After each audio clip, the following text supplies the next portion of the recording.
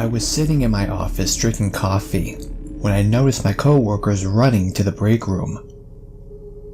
Fearing something 9/11, I joined them to see that there was an active shooter at Norfolk Middle School. I dropped my coffee on the floor as someone turned to me and said, "Doesn't your son David?" Everything went silent. I didn't even notice the hot coffee splashing on my ankles or the clamor of my coworkers shuffling around me. The television showed me everything I never wanted to see. I didn't get any work done. I spent the rest of my day in the break room staring at the television. It was around that time that someone came to tell me that the phone in my office was ringing off its hook. I feared for the worst as I shuffled back to my desk. I picked up the receiver and listened in horror as the voice said, "Mrs. Sullivan, we regret to inform you that your son David..." I dropped the phone. It was all too much. David was only 13 years old, and like that, he was gone. The next few weeks were a blur. I buried my son. My husband drifted deeper into a bottle of vodka to avoid looking at me. My son had been dead 3 weeks before another school shooting happened, and the reporters stopped calling as often. It was just the latest in the long line of tragedies that fueled a 24-hour news cycle. It had been a month by the time I finally worked up the nerve to walk into my son's room. It was therapeutic to clean his room. At the same time, I had to take a break to sob as I realized no one would be stuffing empty bags of Doritos into bottles of Mountain Dew and hiding them under his bed.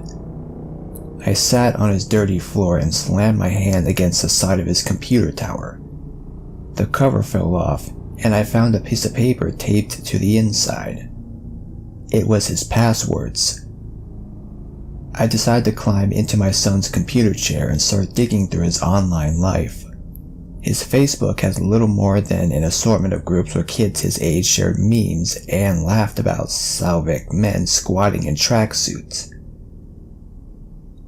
I didn't get the joke, but it was something he seemed to post about often.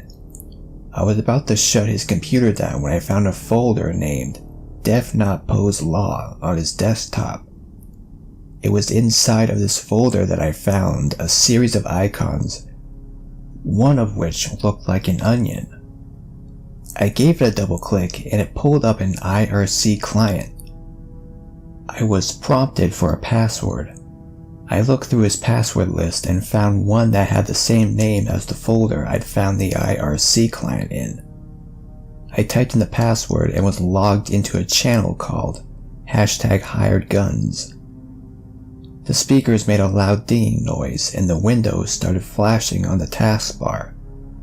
I had received a private message from someone named Jeff TK. It read, "Your request has been fulfilled, Def Not Pose Law. The targets at Norfolk Middle School have been terminated.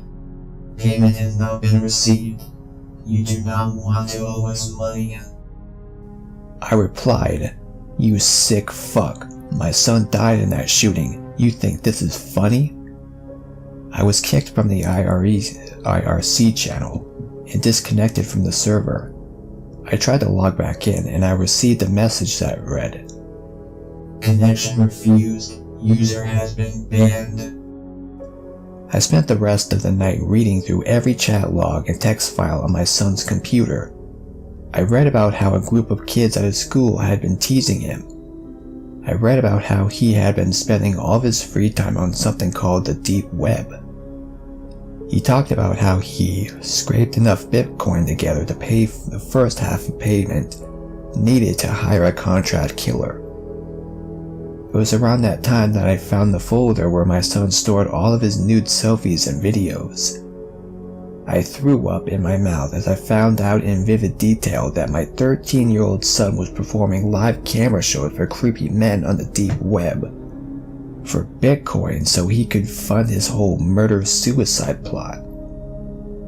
As I read through the last of his hidden diary in the Def Not Pose Law folder, I stared at the monitor in front of me.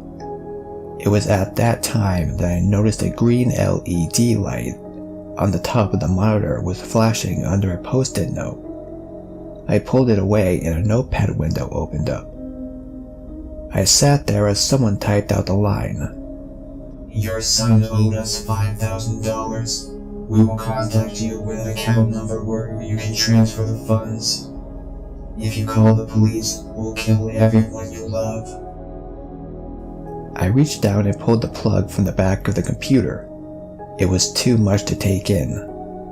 My David had lived in a very secretive life online. Knowing what I knew, I had no idea how to proceed. I had never considered the possibility that my son was responsible for the shooting. What floored me through was knowing he had set it up so that he died in the shooting. That night, I joined my husband as I poured myself a glass of vodka and stared into the distance. I had a lot to consider as I went forward. There was an encrypted drive on my son's computer and I had the password. I'd read that the next day. I'll post more of this when I can write without crying. The more I think about this, the more I realize that I completely failed as a parent.